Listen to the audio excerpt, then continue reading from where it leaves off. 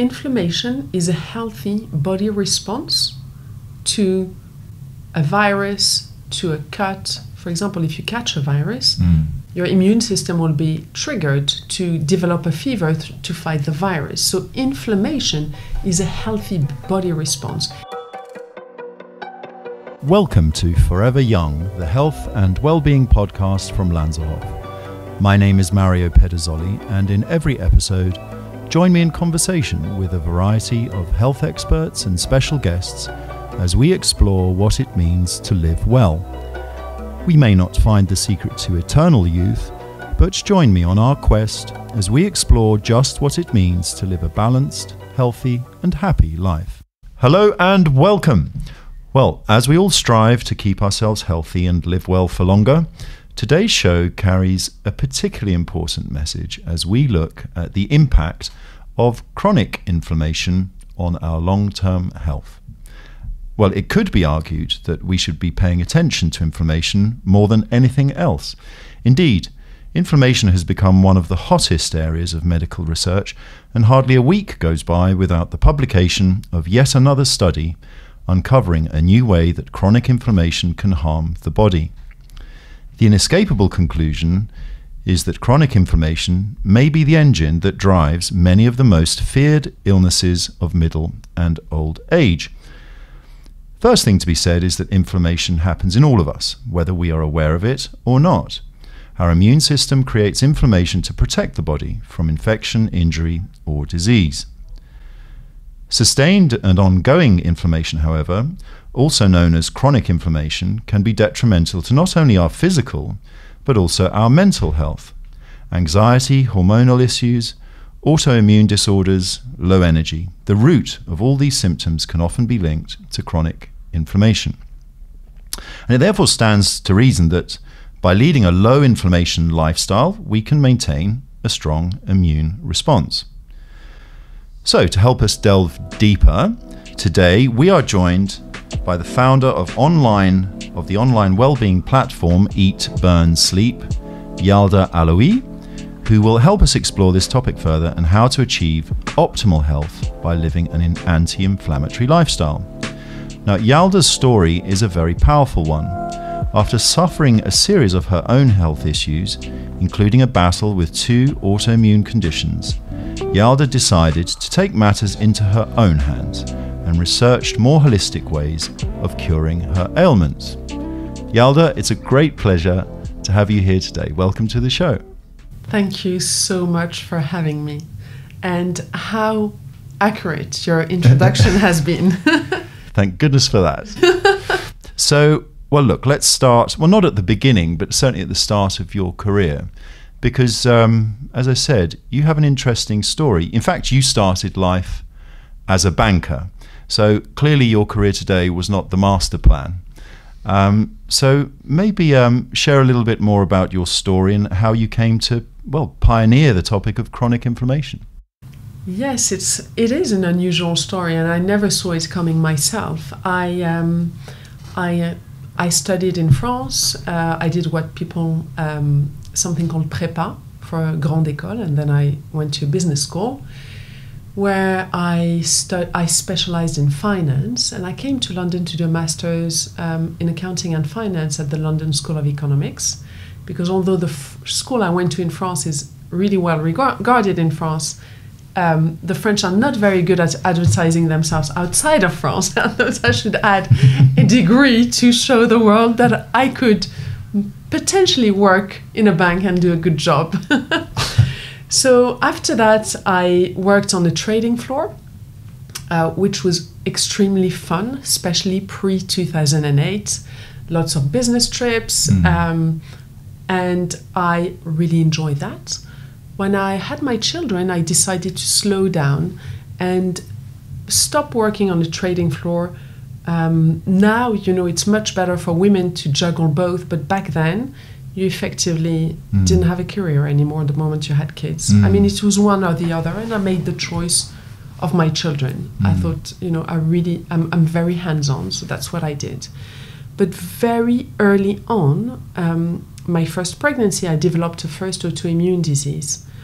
The symptoms were super mild. the doctors were slightly panicky, but I had a gut feeling my pregnancy was going to be absolutely fine. And I'm someone who does not panic. I don't panic. I don't like fuss. I'm calm, especially when there is a problem. Indeed, everything went well. I had my baby. Everything was all right. But after that, I started having a severe deterioration. And I realized what the doctors were referring to. I had another baby after getting slightly better, and I then developed a second autoimmune disease. So my first autoimmune disease is ulcerative colitis, and the second one, much rarer, is a blood disorder called autoimmune hemolytic anemia, which can be fatal.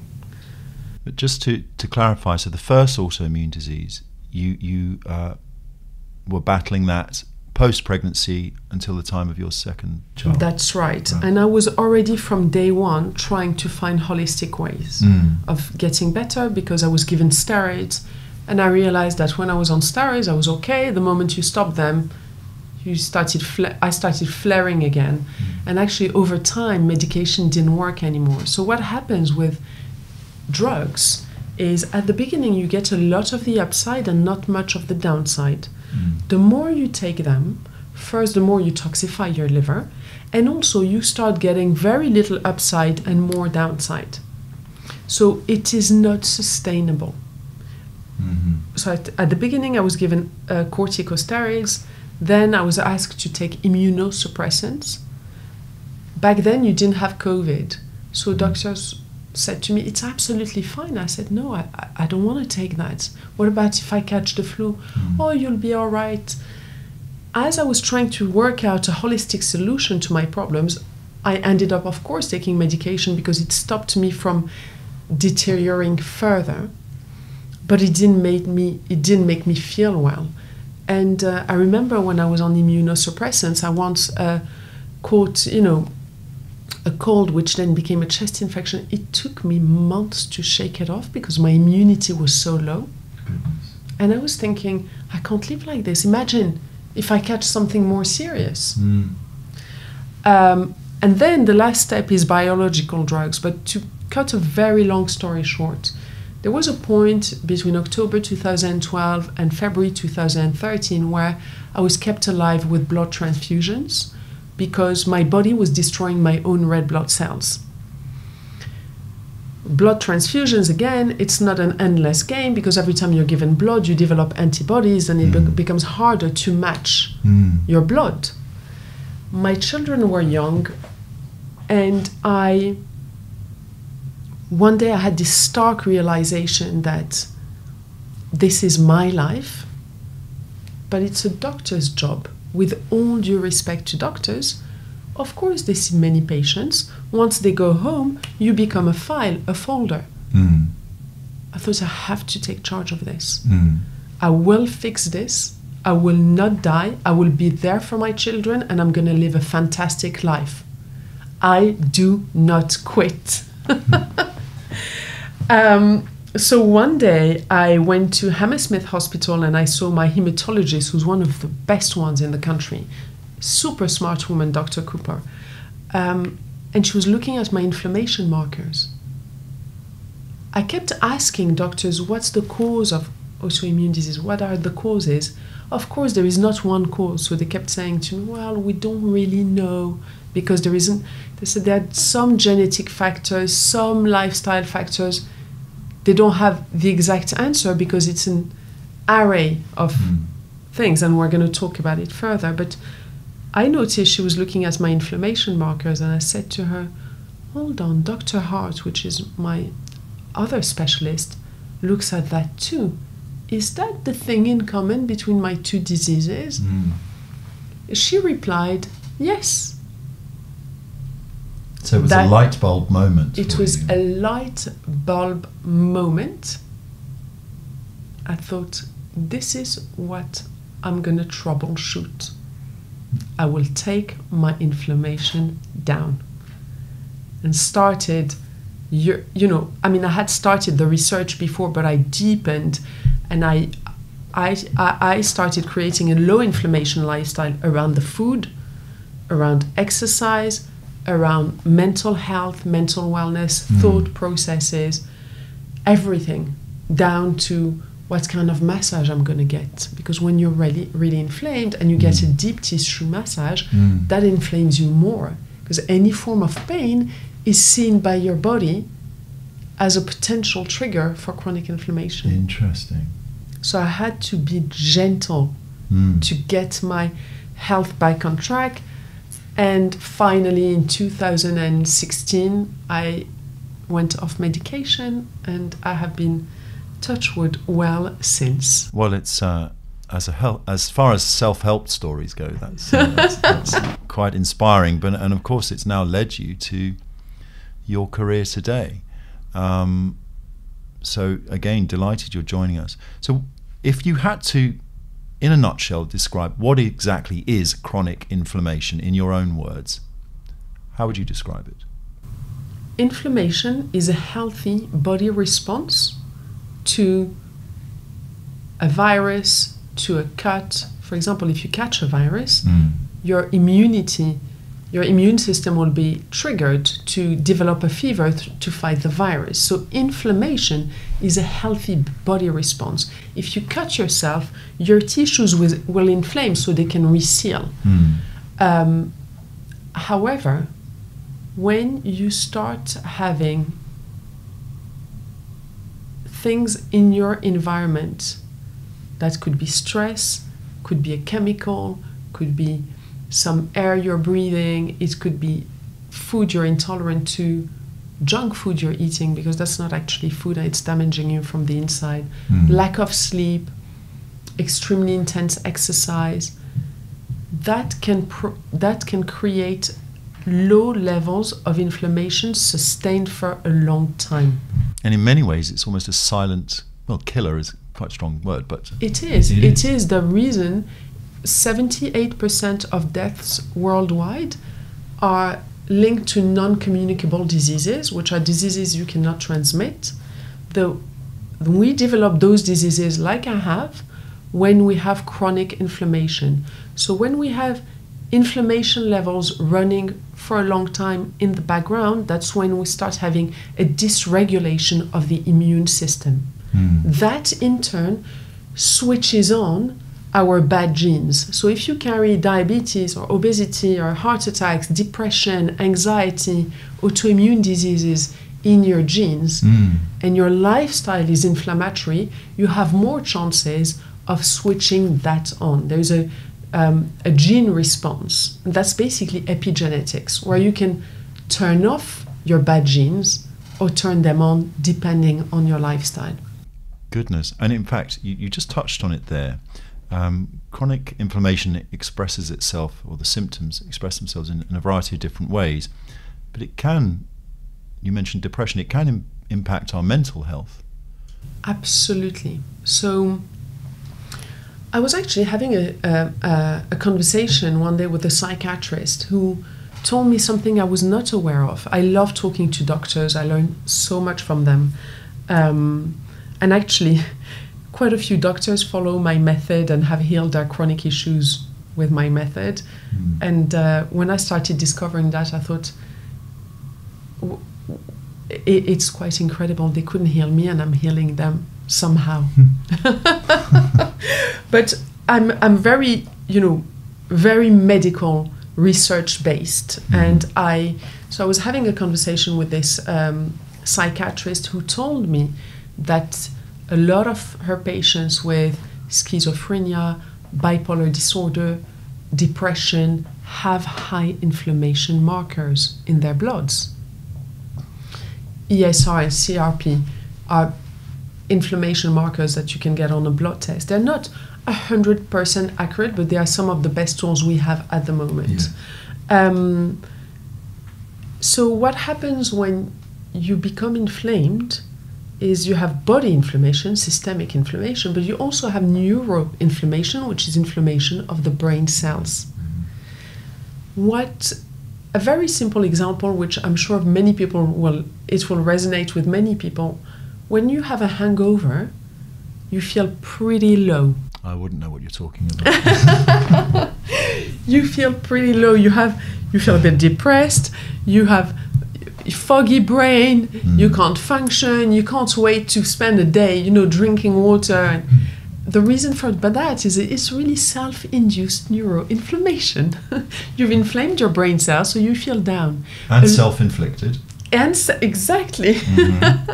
Self-inflicted and neuroinflammation. So yes, depression, anxiety are very, very linked to chronic inflammation. Also, 60% of our neurotransmitters sit in the gut. There is a very strong gut-brain connection. So a poor diet will impact our mental health. And 90% of our serotonin is produced in the guts.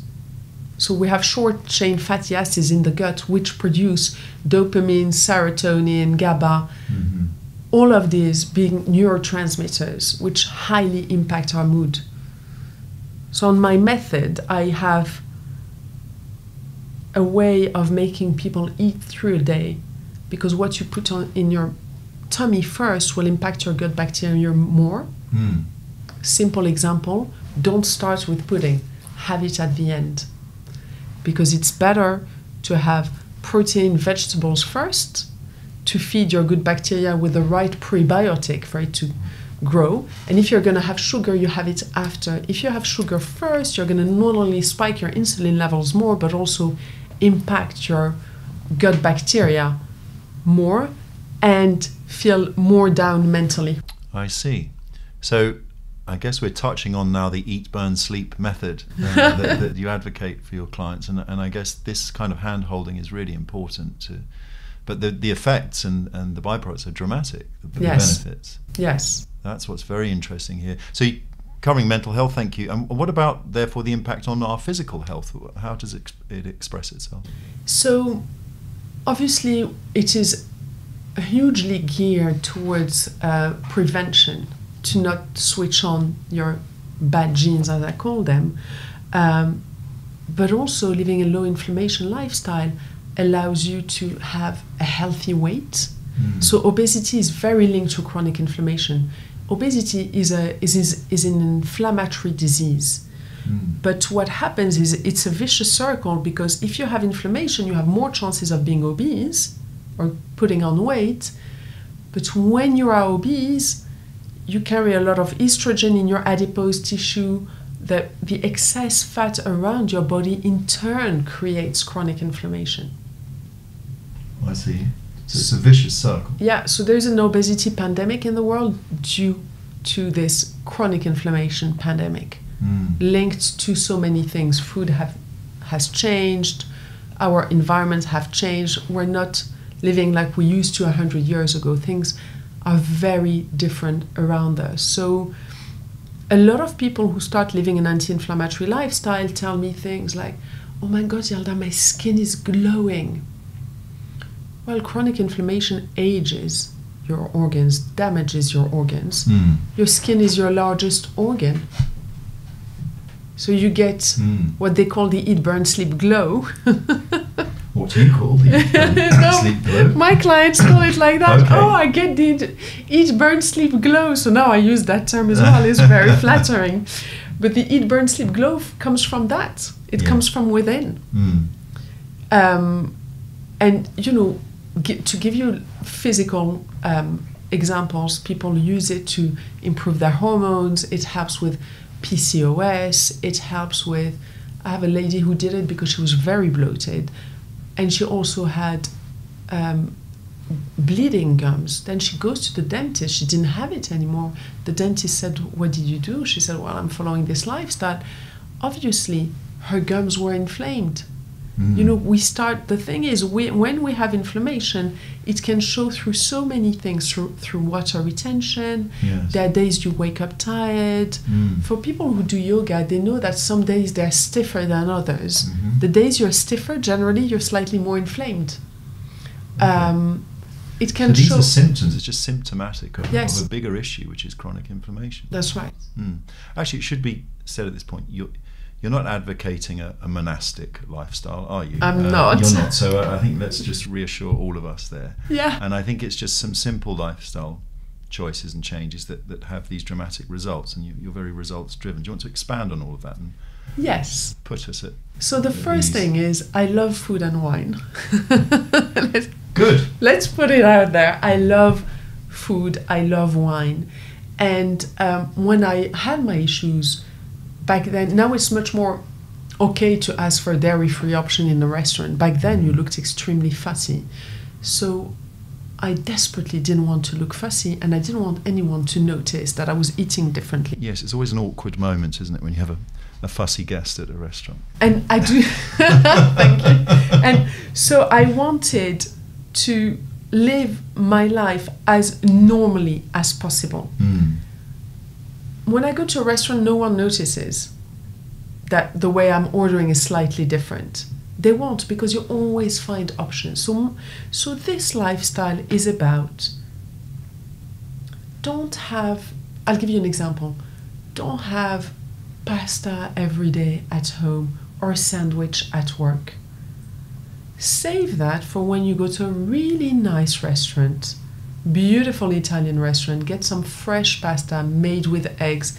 Maybe it's truffle season. Save your treats for when it's worth it. If you are at work, go for low inflammation options. It's very much an 80-20 lifestyle.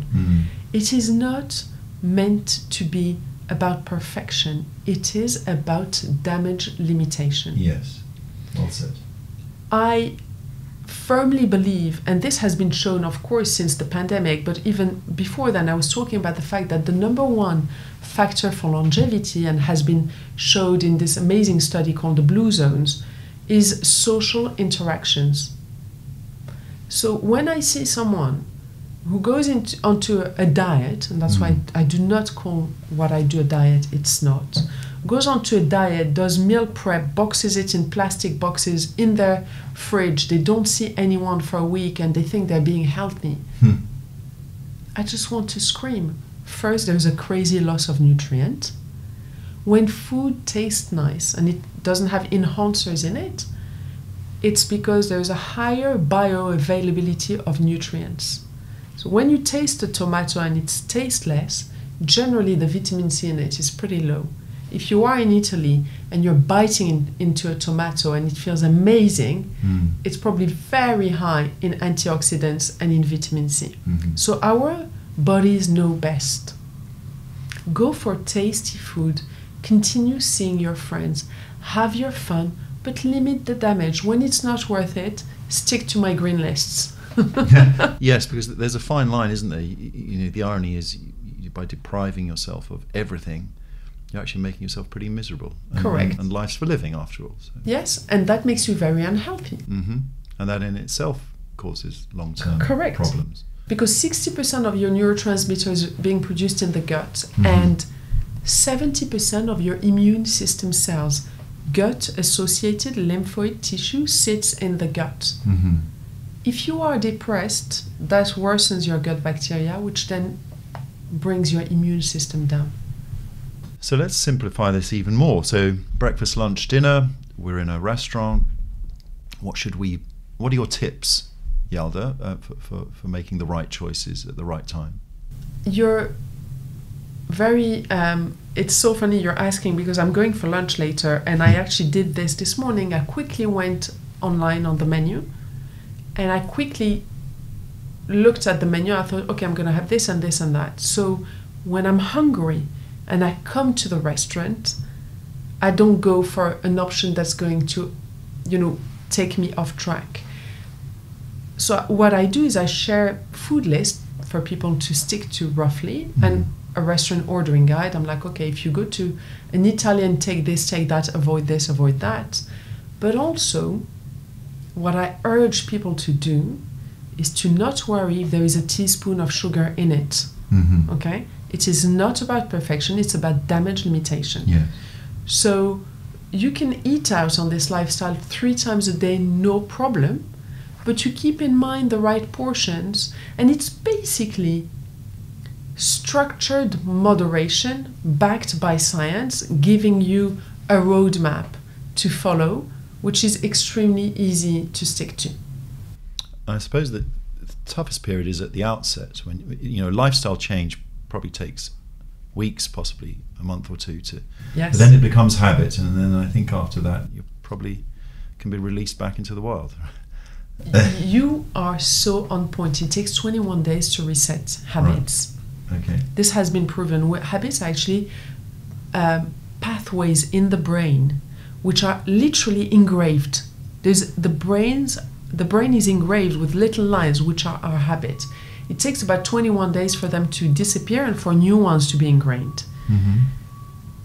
On my platform I have a 6-week reset, because 21 days, which is 3 weeks, is the time to reset your habits, and 6 weeks, which is roughly a quarantine, around 42 days, is a very important human cycle. We know that we used to quarantine people 40 days when they had illnesses. Postpartum period is 6 weeks. The mourning period in many religions is around 40 days. It is a cycle for humans. So I take people through this 6-week reset, and after that they follow a lifestyle guide where they can adapt it to their own taste, their own culture, and it becomes completely second nature. And through rewiring the gut bacteria, a lot of them tell me, oh my God, Yalda, I crave the right foods now. But this is what happens. That must be very rewarding for you to hear that. Yeah, I like hearing that. It keeps me going. Yeah, that's its own reward for you, I suppose.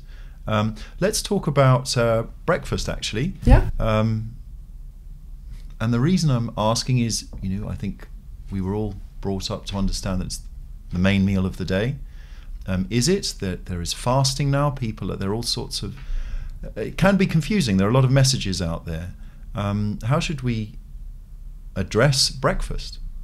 Well, I've looked into fasting quite a bit, and for some people, for example, they are not morning eaters. And some people wake up, they need breakfast. I think it's quite important to listen to your body and trust that. But for people who are on my platform and are not morning eaters, I say, okay, that's fine, but don't go and grab a naughty snack at 11. So if you want to postpone this breakfast, which gives you all the nutrients you need to reset your gut bacteria, makes you feel good, improve your body composition by supporting your muscles and lowering your adipose tissue, have your breakfast at 10, if that's better for you. It very much is about educating people. What I like is educating people so they can take that education and apply to their own circumstances. When it comes to breakfast, it is very important to have the right things, because we are coming out of a fast. So whether breakfast is at 8 a.m. or 10 or 11 or noon, the first thing you put in your mouth and that hits your stomach will impact your bacteria much more. I'll give you a simple example. Nothing is ever linear. Okay? We have looked into the bioavailability, which is the availability of nutrients of different foods. And if you look at protein, for example, if you take a piece of chicken and there are X amount of protein in it, our body will not absorb it the same way depending on if we've eaten protein before or not. Our bodies are so clever at knowing what we need. So depending on what we have had before, the absorption of nutrients depending on what we eat will not be the same. The reason why I'm talking about this is at breakfast we haven't had anything for maybe 10 hours, 8 hours. We're going to absorb that fully.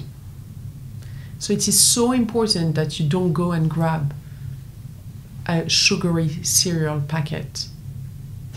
Well, yes. I mean, the food industry has a lot to answer for, probably.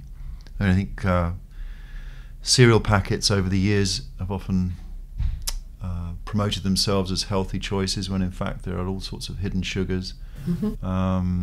Look at children's cereal packets, with There could be honey monsters, cartoons, toys, all sorts of things to encourage them, but actually they're inflaming their bodies. We are inflaming our bodies from a very young age. And increases chances of diabetes, damaging the pancreatic function. Orange juice is another one. Yes. A lot of people think they're being healthy having orange juice. I know somebody who ate roughly healthy, but started every breakfast with a big glass of orange juice and developed diabetes. His doctor couldn't work out where it came from.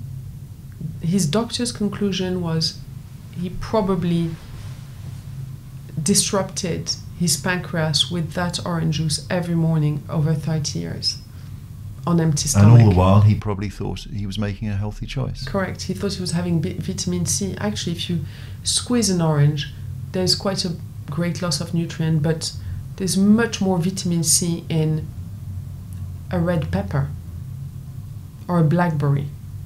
But it's all about marketing, and the food industry is a business. Many studies, unfortunately, a lot of studies when it comes to food, I mean, all the studies have to be financed. Generally, people who will go and finance studies when it comes to food are big food giants because it's expensive. So there is a lot of bias when it comes to what's advertised out there in the food industry. No, I think a lot of us feel hoodwinked sometimes, and maybe government could do more. But in the meantime, we have to educate ourselves to make these right choices. I always say we need to take charge of our own health. A doctor can't sleep for you. A government can't tell you everything. You know, there's a point where you have to take responsibility and say, okay, I'm going to do my research a little bit. I'm going to get educated because my health is my most precious asset. Yes. Well, this in itself, this podcast, I think, is a real education for all of us. What additives and food should we actually avoid if you had to list your top three? So obviously sugar, sodium, but salt is not unhealthy. Sea salt, pink Himalayan salt, it's because those salts have lower sodium levels and have higher mineral levels. It's the fine table salt that's added. And what's really scary with cereals, like you were mentioning, is because they put sugar and they put salt, you do not taste the salt. When you do not eat processed foods, it's very difficult to overdo the salt because, again, our bodies are very clever, where if something tastes too salty to you, it means that your sodium levels and mineral levels are high enough. If you are craving salt, but you're not eating processed foods where there are hidden salts, whatever salt you can eat means you need it. It's very interesting. And I think we need to trust our bodies more by giving our bodies more whole and natural foods. But the latest thing that I have discovered quite recently, as I was having an Instagram live with a Dr. Dawn Sherling, who did Yale Medical School, her residency on obesity medicine at Harvard, and is writing a book on gut inflammation. We did a live together, and I have learned that there are enhancers in foods which are linked to gut inflammation and obesity. She noticed as an American that whenever she traveled for her holidays in Italy, she didn't have bloating anymore. Being a scientist, she only focused on the food. I know there is a huge stress element. If you're stressed, you'll be more bloated because of the brain-gut connection.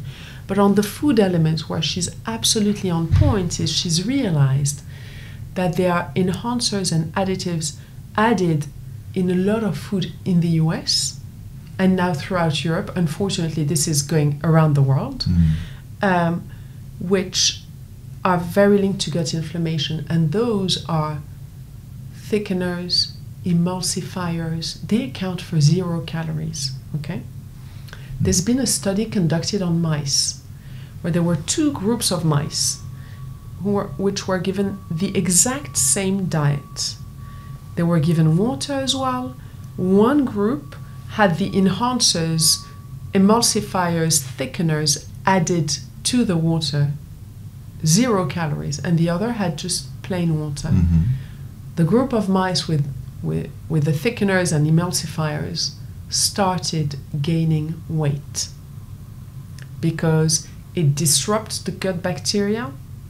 Poor gut bacteria is very linked to chronic inflammation and weight gain. So it's not necessarily... So for those of us that thought it was a simple mathematical equation of calories, it's not as simple as that. It's not. It's all about improving your gut bacteria and keeping your inflammation levels as low as possible. Actually, what about the diet, colas and, Oh, those are lethal. Yes. Those are lethal because those sweeteners, first they disrupt the gut bacteria, but also a lot of them are chemicals made in a lab, so it is not food. We're ingesting things that are not food. So of course it's making us sick. It tastes like food, it tricks us, but it's not food. So just straightforward, just avoid. Correct. Something you said at the start of this show, you mentioned exercise and certain forms of exercise that may help us, but others that may inflame us as well. So do you advocate certain exercise over others? Maybe let's expand on that. I do. The reason, I'll tell you a little bit of background. As soon as I was getting better when I was sick, because I love exercising, I love movement.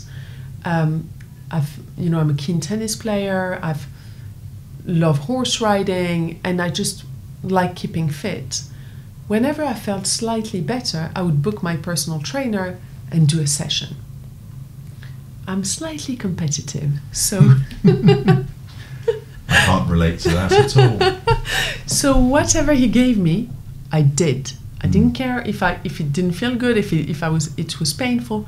I just did it because that's who I am. I'm not a quitter. I just did everything he told me to do. And every time I saw him, for the rest of the day, I was wiped out in bed. I could barely go up the stairs. I spoke to a friend of mine who has Crohn's disease. I told her, oh my God, I saw my personal trainer. I was feeling better. I'm so exhausted. And she giggled. She said, yeah, isn't that crazy how we can't even exercise? I thought, that's interesting. We can't exercise. We have chronic disease. We can't exercise. I started looking into exercise more. And I've realized that intense exercise is extremely inflammatory. If it was good for you, every sportsman would live till 100. They don't. They develop joint problems, they develop lots of issues as they get older. Movement is good for us. Bearing a little bit of weight is good for us because that's what we've done ancestrally. But working out intensely is not great. Okay. So I continued researching it, and when I say research, it's also trial and error, testing on myself, trying, because I'm so sensitive to it. I realized that I came back to exercise with very slow yoga. When I had autoimmune hemolytic anemia, it's the one thing that I could tolerate, slow yoga, and also because the breathing was improving my nervous system. So when you breathe properly, you switch on your parasympathetic nervous system, which is responsible for rest, digest, reproduce, and your immunity. When you do something really intense, that kicks in your cortisol levels, which switches on your sympathetic nervous system. And the sympathetic nervous system is the fight or flight system in us, which is there for survival. But if we kick it in too often, that can lead to chronic inflammation. Right. Last but not least, it is very important to move. You need movement to detoxify your liver, which is the organ responsible for over 500 functions in the body, including hormone homeostasis, which is balancing out your hormones, and lipolysis, which is burning your fat cells. So you want a healthy liver function. Moderate exercise is part of it. And also strengthening your core muscles is very important, and your glutes, which are your bigger group of muscles, because the glutes hold the spine, the core muscles front and back hold the spine, and the vagus nerve links the spine to the gastrointestinal tract. Your immune system cells are in your GIT, as we've just discussed. A lot of your neurotransmitters produced there. So when you have a strong core, you have a better gut health and you have lower chronic inflammation. So it's about the balance. Yes. So effectively you're advocating a balanced, moderate approach, sensible nutritional intake, with the right exercise, and doing everything at the right time in the right amounts. That's right. I'm the queen of moderation. Queen of moderation. Well, as I said earlier, this has been absolutely fascinating. What are the rules you live by, Yalda? Your own personal code? Share some of that. That's such a good question. So the number one thing is I refuse to be led by fear. It's been something in me since I was a little girl. I don't do scaremongering. I don't do crazy headlines. So that means I don't buy into fads. I'm a no-nonsense person. That's the number one thing, is no nonsense, no fear. Whatever happens, look at it, relax, it's going to be fine. We're going to work it out. The second thing is, if you stick to your values, we all have a different set of values, and there's always peer pressure in the world, whether it is to embark veganism, or which I'm firmly against, or to maybe at some party do something you don't want to do. I stick to my guns. I find that it gives me happiness because you're in control. Yes. And also always have fun. Smile, laugh, see your friends, drink, make fun of yourself. When I was in hospital with hemolytic anemia, I don't think I've ever laughed that much in my life. It's my protection mechanism. So I would ask for The Sun and all the British tabloids because the headlines are always hilarious. That's how I kept my spirits up. 30-star ate my hamster. Anyway. So those are the things that I live by. Well, I think that's a wonderful way to round off this show. I think you're an inspiration for many. Certainly your clients have known that for a long time, and our listeners have had an insight today. So I thank you for that. Eat, burn, sleep, Yalda Alaoui, and we look forward to working with you here at Lanserhof at the Arts Club into the future as well. Me too, and what an honor. Thank you so much for having me.